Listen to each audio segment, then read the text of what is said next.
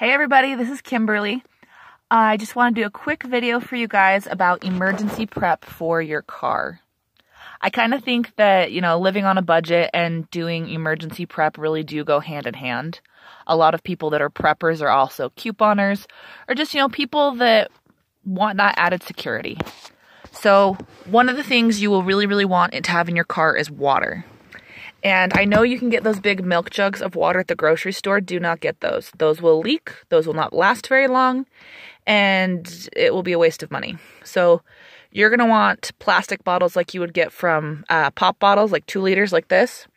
It's thicker plastic and that water's going to stay in there for a long time and you'll be fine. So even if you are not a soda drinker, if you have friends or family that are and they're going to throw out some of their 2 liters, wash them out and reuse them. These are going to be a huge lifesaver if you ever need it. You'll be thanking me later. Blankets. So another thing is throw a couple blankets in your car. Everybody has, extra blankets somewhere, or you can get them sometimes on clearance or on sale. So whether you have extra ones floating around the house or you find some cute ones that are on clearance around Christmas time or whatever, throw a couple in your car, because if there's ever an emergency, you'll be really glad you have those. And so these things, water and extra blankets, that's going to cost you nothing. That'll cost you literally nothing to go throw those in your car just for that added protection in case you're ever in an emergency or if you ever get stranded somewhere. So if nothing else, think about putting water and blankets in your car today. A couple other things you can think about if you're seriously thinking about prepping and putting things in your car, just little emergency stuff. Here's some other ideas. Flashlights. Okay, this one I got from a grocery store after the end of summer. It was with their camping supplies, so this was like $3.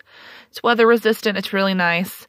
I have another one that doubles as a lantern. I have some crank ones.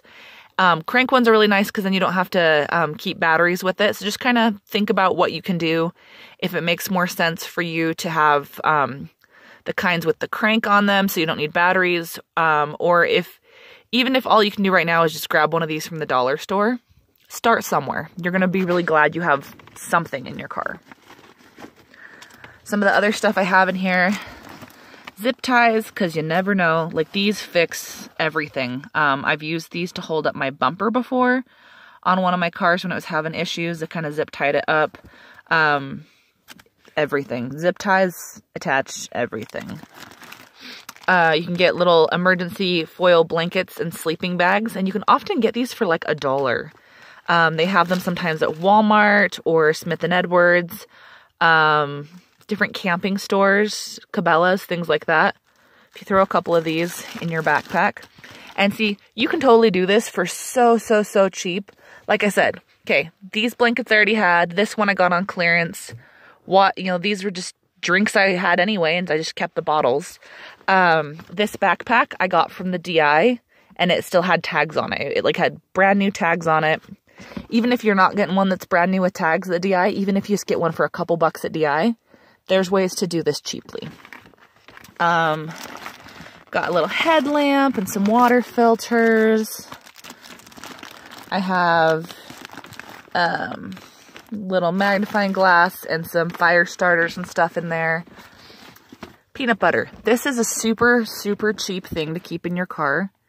As long as nobody has nut allergies in your family. This is a good thing for calories, for protein. It's very cheap, and especially when they have things like Case Lot or Buy 5, Save 5s or things like that at your stores. You can often get these for like 99 cents. So throw a couple of these in your car. Even if this is the only food you have in your car, that's a good source of calories and nutrition. So that's something to think about. I got some mac and cheese cups in here, some ramen, more peanut butter. I have some of these emergency filter water bottles. And so, obviously I need to restack some of the food I have in here, and this is just one of my bags. That one's more of my supply bag. And then this one is one of my individual bags for my family.